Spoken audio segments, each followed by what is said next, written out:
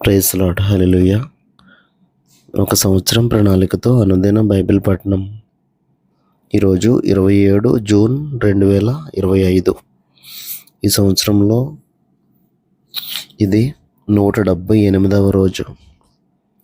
ఈరోజు కొరకు ఏర్పాటు చేయబడిన బైబిల్ వాక్య భాగాలు: పాత నిబంధన యోబు పుస్తకము 10, 11, 12 అధ్యాయాలు మరియు కొత్త నిబంధన అపోస్తలుల కార్యములు 8వ అధ్యాయము 1వ వచనం నుంచి 25వ వచనం వరకు. మొదటిగా యోబు 10వ అధ్యాయము.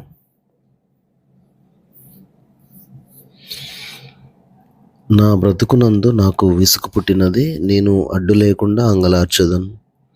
నా మనోవ్యాకులము కొలది నేను పలికెదను. నా మీద నేరం మోపకుండుము. నీవేళ నాతో వ్యాజ్యమాడుచున్నావో నాకు తెలియజేయమని నేను దేవునితో చెప్పేదను. దౌర్జన్యం చేయటం నీకు సంతోషమా? దుష్టుల ఆలోచన మీద దయా దృష్టి ఎంచుట సంతోషమా? నీ హస్తకృత్యములను తృణీకరించుట నీకు సంతోషమా? నీ నేత్రములు నరుల నేత్రముల వంటివా? నరులు ఆలోచించినట్లు నీవు ఆలోచించువాడవా? నీ జీవితకాలము నరుల జీవితకాలం వంటిదా? నీ ఆయుష్కాల సంవత్సరములు నరుల దినముల వంటివా? నేను దోషిని కాననియు నీ చేతిలో నుండి విడిపింపగలవాడెవడను లేడనియు నీవెరిగియుండియు నీవేళ నా దోషమును గురించి విచారణ చేయుచున్నావు. నా పాపమును ఎలా వెతుకుచున్నావు? నీ హస్తములు నాకు అవయవ నిర్మాణం చేసి నన్ను రూపించి ఉన్నను. నీవు నన్ను మృంగివేయుచున్నావు. జిగట మన్నుగానున్న నన్ను నీవు నిర్మించితివి. ఆ సంగతి జ్ఞాపకం చేసుకోను. నీవు నన్ను మరలా మన్నుగా చేయుదువా? ఒకడు పాలు పోసినట్లు నీవు నన్ను పోసితివి కదా. జున్నుగడ్డ ఒకడు పేరబెట్టినట్లు నీవు నన్ను పేరబెట్టితివి కదా. చర్మముతోనూ మాంసముతోనూ నీవు నన్ను కప్పితివి. ఎముకలతోనూ నరములతోనూ నన్ను సంధించితివి. జీవం నన్ను గ్రహించి నా ఎడల కృప చూపితివి. నీ సంరక్షణ చేత నా ఆత్మను కాపాడితివి. అయినను నా లోపములను గూర్చి నీవు నీ హృదయములో ఆలోచించితివి. ఈ అభిప్రాయము నీకుండెనని నేను ఎరుగుదును. నేను పాపం చేసిన యెడల నీవు దాన్ని కనిపెట్టదువు. నా దోషమునకు పరిహారం చేయకుందువు. నేను దోషకృత్యములు చేసిన యెడల నాకు బాధ కలుగును. నేను నిర్దోషినై ఉండినను అతిశయపడను. అవమానంతో నిండుకొని నాకు కలిగిన బాధను తలంచుకొనుచుండెదను. నేను సంతోషించిన యెడల ఎడతెగక నీ ఆశ్చర్యమైన బలమును నీవు నా మీద చూపుదువు. సింహము వేటాడునట్లు నీవు నన్ను వేటాడుచుందువు. ఎడతెగక నా మీదికి క్రొత్త సాక్షులను పిలిచెదవు. ఎడతెగక నా మీద నీ ఉగ్రతను పెంచెదవు. ఎడతెగక సమూహము వెనుక సమూహమును నా మీదికి రాజేసెదవు. గర్భంలో నుండి నీవు నన్నేల వెలికి రప్పించితివి. అప్పుడే ఎవరునూ నన్ను చూడకుండా నేను ప్రాణం విడిచి ఉండిన యెడల మేలు. అప్పుడు నేను లేనట్లే ఉండి ఉందును. గర్భంలో నుండి సమాధికి కొంచెపోబడి ఉందును. నా దినములు కొంచెమే కదా. తిరిగి వెలుపలికి రాజాలని దేశమునకు, అంధకారము మరణాంధకారము గల దేశమునకు, కటిక చీకటి అయి గాఢాంధకారమయమైన దేశమునకు, భ్రమ పుట్టించు మరణాంధకార దేశమునకు, వెలిగే చీకటి గల దేశమునకు నేను వెళ్ళక ముందు కొంతసేపు నేను తెప్పరిల్లునట్లు నన్ను విడిచి నా జోలికి రాకుండము. యోబు 11వ అధ్యాయం. అప్పుడు నయమాతీయుడైన జోఫరు ఇలాగన ప్రత్యుత్తరం ఇచ్చాను. ప్రవాహముగా బయలువెళ్ళు మాటలకు ప్రత్యుత్తరం చెప్పవలను కదా. వదరుబోతు వ్యాజ్యం న్యాయమని ఎంచతగునా? నీ ప్రగల్భములను విని మనుష్యులు మౌనంగా ఉండవలెనా? ఎవడును నిన్ను అపహసింపకుండానే నీవు హాస్యం చేయుదువా? నా ఉపదేశం నిర్దోషమనియు, దేవా నీ దృష్టికి నేను పవిత్రుడననియు నీవు అనుచున్నావే. దేవుడు నీతో మాట్లాడిన మేలు, ఆయనే నీతో వాదించిన మేలు, ఆయనే జ్ఞాన రహస్యములు నీకు తెలియజేసిన మేలు. అప్పుడు జ్ఞానము నీ యోచనకు మించినదని నీవు తెలుసుకొందువు. నీ దోషములో అధిక భాగం దేవుడు మరిచిపోయి ఉన్నాడని తెలుసుకొను. దేవుని గూఢాంశములను నీవు తెలుసుకొనగలవా? సర్వశక్తుడగు దేవుని గూర్చి నీకు పరిపూర్ణ జ్ఞానము కలుగునా?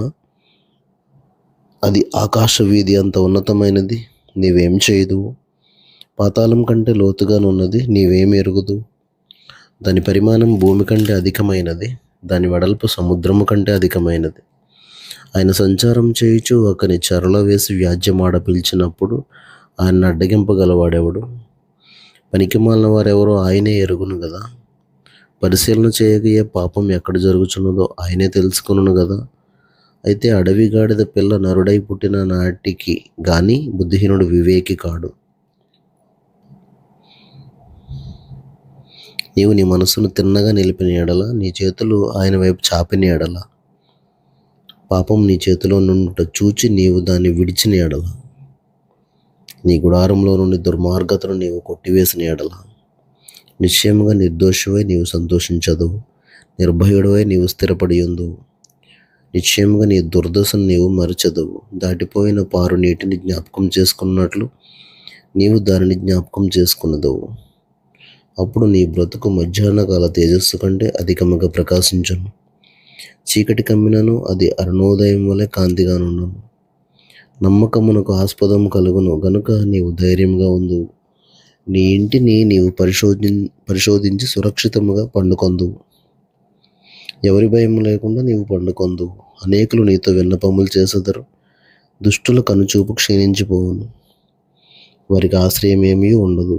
ప్రాణము ఎప్పుడు విడిచెదమా అని వారు ఎదురుచూచుచుందురు. యోబు 12వ అధ్యాయం. అప్పుడు యోబు ఇలాగ ప్రత్యుత్తరం ఇచ్చెను: నిజముగా లోకములో మీరే జనులు, మీతోనే జ్ఞానం గతించిపోవును. అయినను మీకున్నట్టు నాకును వివేచన శక్తి కలిగి ఉన్నది. నేను మీకంటే తక్కువ జ్ఞానం గలవాడను కాను. మీరు చెప్పిన వాటిని ఎరుగని వాడెవడు? దేవునికి మొర్రపెట్టి ప్రత్యుత్తరములు పొందిన వాడనైన నేను నా స్నేహితునికి అపహాస్యాస్పదముగా ఉండవలసి వచ్చాను. నీతియు యథార్థతయు గలవాడు అపహాస్యాస్పదముగా ఉండవలసి వచ్చాను. దుర్దశ నొందిన వారిని తిరస్కరించుట క్షేమము గలవారు యుక్తమను కొందరు. కాలుజారు వారి కొరకు తిరస్కారం కనిపెట్టుచున్నది. దోపిడీగాండ్ర కాపురములు వర్ధిల్లును. దేవునికి కోపం పుట్టించువారు నిర్భయముగా నొందురు. వారు తమ బాహుబలమే తమకు దేవుడు అనుకుందురు. అయినను మృగములను విచారించము, అవి నీకు బోధించును. ఆకాశ పక్షులను విచారించము, అవి నీకు తెలియజేయను. భూమిని గూర్చి ధ్యానించిన ఎడల అది నీకు బోధించును. సముద్రంలోని చేపలను నీకు దాన్ని వివరించును. వీటన్నిటిని బట్టి యోచించుకుని ఎడల యెహోవా హస్తము వీటిని కలుగజేసినని తెలుసుకొనలేని వాడెవడు? జీవరాశుల ప్రాణమును మనుషులందరి ఆత్మలను ఆయన వశమున ఉన్నవి గదా. అంగిలి ఆహారమును రుచి చూచినట్లు చెవి మాటలను పరీక్షింపదా? వృద్ధుల యొద్ద జ్ఞానమున్నది, దీర్ఘాయువు వలన వివేచన కలుగుచున్నది అని మీరు చెప్పుదురు. జ్ఞాన శౌర్యములు ఆయన యొద్ద ఉన్నవి, ఆలోచనయు వివేచనయు ఆయనకు కలవు. ఆలోచించుము, ఆయన పడగొట్టగా ఎవరును మరల కట్టజాలరు. ఆయన మనుషుని చెరలో మూసివేయగా తెరచుట ఎవరికిని సాధ్యము కాదు. ఆలోచించుము, ఆయన జలములను బిగబట్టగా అవి ఆరిపోవును. వాటిని ప్రవహింపనీయగా అవి భూమిని ముంచివేయను. బలమును జ్ఞానమును ఆయనకు స్వభావ లక్షణములు. మోసపడువారును మోసపుచ్చువారును ఆయన వశమున ఉన్నారు. ఆలోచనకర్తలను వస్త్రహీనులుగా చేసి ఆయన వారిని తోడుకొని పోవును. న్యాయాధిపతులను అవివేకులనుగా కనపరచును. రాజుల అధికారమును ఆయన కొట్టివేయును, వారి నడుములకు గొలుసులు కట్టును. యాజకులను వస్త్రహీనులుగా చేసి వారిని తోడుకొని పోవును. స్థిరముగా నాటుకున్న వారిని ఆయన పడగొట్టును. వాక్చాతుర్యం గలవారి పలుకును ఆయన నిరర్ధకం చేయను. పెద్దలను బుద్ధిలేని వారినిగా చేయను. అధిపతులను ఆయన తిరస్కారం చేయను. బలాఢ్యుల నడికట్లను విప్పును. చీకటిలోని రహస్యములను ఆయన బయలుపరచుచు మరణాంధకారమును వెలుగులోనికి రప్పించును. జనములను విస్తరింపజేయను, నిర్మూలన చేయను. సరిహద్దులను విశాలపరుచును, జనములను కొనిపోవును. భూజనుల అధిపతుల వివేచనను ఆయన నిరర్ధకపరచును. త్రోవలేని మహారణ్యంలో వారిని తిరుగులాడజేయను. వారు వెలుగులేక చీకటిలో తడబడుచుందురు. మత్తుగొనిన వాడు తూలునట్లు ఆయన వారిని తోలజేయను.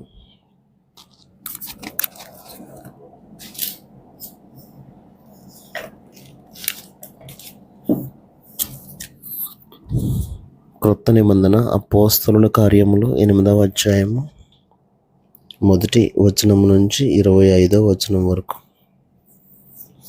ఆ కాలమందు యెరూషలేములోని సంఘమునకు గొప్ప హింస కలిగినందున అపోస్తలులు తప్ప అందరూ యూదయ సమరయ దేశములయందు చెదిరిపోయిరి. భక్తిగల మనుషులు స్టెఫనును సమాధి చేసి అతనిని గూర్చి బహుగా ప్రలాపించిరి. సౌలైతే ఇంటింటా చొచ్చి పురుషులను స్త్రీలను ఈడ్చుకుని పోయి చెరసాలలో వేయించి సంఘమును పాడు చేయుచుండెను. కాబట్టి చెదిరిపోయిన వారు సువార్త వాక్యమును ప్రకటించుచు సంచారం చేసిరి. అప్పుడు ఫిలిప్పు సమరయ పట్టణము వరకును వెళ్ళి క్రీస్తును వారికి ప్రకటించుచుండెను. జనసమూహములు విని ఫిలిప్పు చేసిన సూచక క్రియలను చూచినందున అతడు చెప్పిన మాటల యందు ఏక మనసుతో లక్ష్యముంచగా అనేకులను పట్టిన అపవిత్రాత్మలు పెద్ద కేకలు వేసి వారిని వదిలిపోయాను. పక్షవాయువు గలవారును కుంటివారును అనేకులు స్వస్థత పొందిరి. అందుకు ఆ పట్టణంలో మిగిలి సంతోషం కలిగెను. సీమోనును ఒక మనుష్యుడు లోగడ ఆ పట్టణంలో గారడీ చేయుచు తనెవడో ఒక గొప్పవాడని చెప్పుకొనుచు సమరయ జనులను విభ్రాంతిపరచుచుండెను. కొద్దివాడు మొదలుకొని గొప్పవాని మట్టుకు అందరూ దేవుని మహాశక్తి అనబడిన వాడు ఇతడే అని చెప్పుకొనుచు అతన్ని లక్ష్యపెట్టిరి. అతడు బహుకాలము గారడీలు చేయుచు వారిని విభ్రాంతి పరిచినందున వారు అతన్ని లక్ష్యపెట్టిరి. అయితే ఫిలిప్పు దేవుని రాజ్యమును గూర్చియు యేసుక్రీస్తు నామమును గూర్చియు సువార్త ప్రకటించుచుండగా వారు అతన్ని నమ్మి పురుషులను స్త్రీలను బాప్తిస్మం పొందిరి. అప్పుడు సీమోను కూడా నమ్మి బాప్తిస్మం పొంది ఫిలిప్పును ఎడబాయకుండి సూచక క్రియలను గొప్ప అద్భుతములను జరుగుట చూచి విభ్రాంతి నొందెను. సమరయ వారు దేవుని వాక్యం అంగీకరించిన యెరూషలేములోని అపోస్తలులు విని పేతురును యోహానును వారి వద్దకు పంపిరి. వీరు వచ్చి వారి పరిశుద్ధాత్మను పొందవాలని వారి కొరకు ప్రార్థన చేసిరి. అంతకుముందు వారిలో ఎవని మీదను ఆయన దిగి ఉండలేదు. వారు ప్రభువు అయిన యేసునామమున బాప్తిస్మం మాత్రం పొంది ఉండిరి. అప్పుడు పేతురును యోహానును వారి మీద చేతులుంచగా వారి పరిశుద్ధాత్మను పొందిరి. అపోస్తలులు చేతులుంచుట వలన పరిశుద్ధాత్మ అనుగ్రహింపబడనని సీమోను చూచి వారి ఎదుట ద్రవ్యం పెట్టి నేనెవని మీద చేతులుంచుతునో వాడు పరిశుద్ధాత్మను పొందినట్లు ఈ అధికారము నాకు ఇయ్యుడని అడిగాను. అందుకు పేతురు, నీవు ద్రవ్యమిచ్చి దేవుని వరము సంపాదించుకుందునని తలంచుకొనినందున నీ వెండి నీతో కూడా నశించునుగాక. నీ హృదయం దేవుని ఎదుట సరైనది కాదు గనుక ఈ కార్యమందు నీకు పాలు పంపులు లేవు. కాబట్టి నీ చెడుతనం మానుకుని మారు మనస్సు నుండి ప్రభువును వేడుకొనుము. ఒకవేళ నీ హృదయాలోచన క్షమింపబడవచ్చును. నీవు ఘోర దుష్టత్వంలోను దుర్నీతి బంధకములోను ఉన్నట్టు నాకు కనబడుచున్నదని చెప్పాను. అందుకు సీమోను, మీరు చెప్పిన వాటిలో ఏదియూ నా మీదకి రాకుండా మీరే నా కొరకు ప్రభువును వేడుకొనడని చెప్పాను. అంతటి వారు సాక్ష్యం ఇచ్చుచు ప్రభువు వాక్యం బోధించి యెరూషలేమునకు తిరిగి వెళ్ళుచు సమరయుల అనేక గ్రామములలో సువార్త ప్రకటించుచు వచ్చిరి. దేవుడు తన పరిశుద్ధ వాక్యమును మన వినికిడిలో దీవించునుగాక. ఆమేన్.